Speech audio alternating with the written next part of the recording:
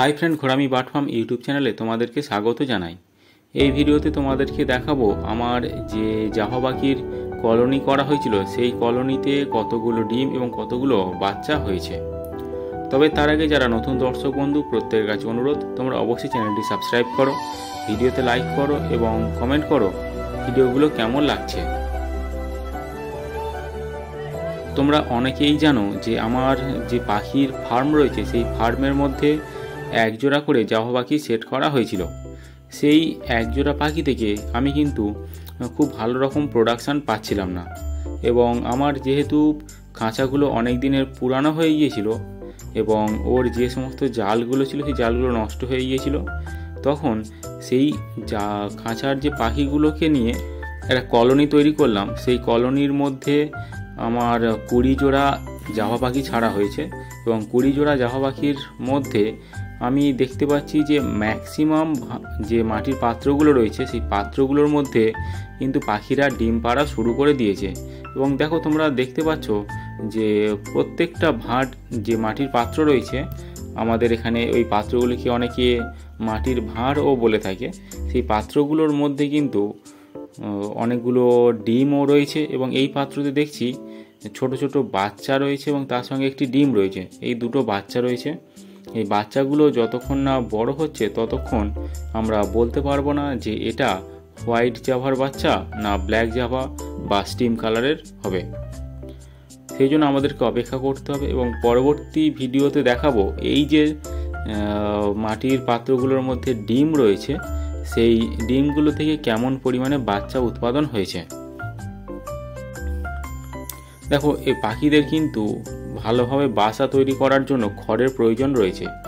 মাটির পাত্র তো তোমাদেরকে দিতে হচ্ছে, সেই সঙ্গে পাখিরা যাতে ভালোভাবে বাসা বানাতে পারে তার জন্য কিন্তু তোমাদের যে খড়গুলো রয়েছে সেই খড়গুলো 1 ফুট করে টুকরো টুকরো করে কাটতে হবে, কেটে পাখির ঘরের মধ্যে দিতে হবে, এবং ওই খড়গুলো পাখিরা নিয়ে যাবে, নিয়ে গিয়ে ওদের যে প্রয়োজন মতো বাসাগুলো বানাবে।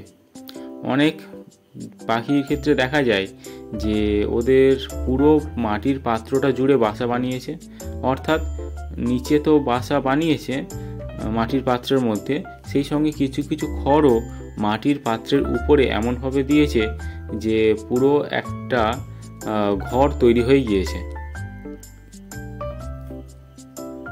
ওই পাত্রগুলোতে তুমি যদি ঢাকনাগুলো খোলো তখন কিন্তু সহজে ওদের ডিম এবং বাচ্চাগুলো দেখতে পাওয়া যাবে না। দেখো, যখন আমরা পাখির ঘরের মধ্যে প্রবেশ করলাম দেখলাম যে কিছু খড় দেওয়া হয়েছে, এবং সেই খড়ের কিছু অংশ মাটিতে অবশিষ্ট রয়েছে, অর্থাৎ মেঝেতে অবশিষ্ট রয়েছে, এবং বাকি খড়গুলোকে নিয়ে ওরা বাসা বানিয়েছে। আমার এখানে দুটো কলোনি করা হয়েছে। আগে একটা কলোনি দেখালাম, এটা আরও একটা কলোনি তোমাদেরকে দেখাচ্ছি। এই কলোনিতে দেখো, এখানেও কিন্তু একটা ডিম রয়েছে এবং দুটো ছোট ছোট বাচ্চা হয়েছে। এই বাচ্চারা কিছুদিনের মধ্যে বড় হবে এবং এদের গায়ের যে পালকগুলো তৈরি হবে, পালকের কালার দেখে আমরা বলতে পারবো যে এটা হোয়াইট জাভার বাচ্চা হবে না এটা ব্ল্যাক জাভা বাচ্চা হবে। আমাদের পাখির ঘরের মধ্যে কিন্তু কেবলমাত্র হোয়াইট জাভার পরিমাণটা বেশি রয়েছে, ব্ল্যাক জাভার পরিমাণ খুব কম রয়েছে। দেখো, এই যে 4টে ডিম দেখতে পাচ্ছি, ডিমের কালারগুলো কিন্তু তৈরি হয়ে গিয়েছে, এবং এগুলো যখন আমরা লাইটের মাধ্যমে ধরবো তখন দেখতে পাবো যে ওর মধ্যে রেড কালারের একটা লেয়ার চলে এসছে, অর্থাৎ ওই ডিম থেকে খুব তাড়াতাড়ি বাচ্চা তৈরি হবে। তোমরা যারা আমার এই চ্যানেলটি ফলো করো, আমার একটা শর্টস ভিডিও রয়েছে দেখবে, যেখানে একটা ডিমের মধ্যে ছোট্ট বাচ্চার যে হার্টবিটটা হয় সেই হার্টবিটটা কিন্তু ওর মধ্যে দেখানো হয়েছে, এবং ওই ডিমের মধ্যে রেড কালার পুরো তৈরি হয়েছিল। আর এই পাত্রতে দেখো 7টা ডিম পেরেছে। আমরা লক্ষ্য রাখবো যে এই 7টা ডিম থেকে পাখিরা কতগুলো বাচ্চা তৈরি করতে পারে। আর সামনের একটা ভিডিও নিয়ে আসব যে সেই বাচ্চাগুলো কত বড় হয়েছে এবং কত সময়ের মধ্যে ওরা তাড়াতাড়ি বড় হতে পেরেছে। ভিডিওটি আজ এই পর্যন্ত। ভিডিওটি কেমন লাগলো তোমরা অবশ্যই জানাবে। ভিডিওটি শেষ পর্যন্ত দেখার জন্য তোমাদের সকলকে অসংখ্য ধন্যবাদ।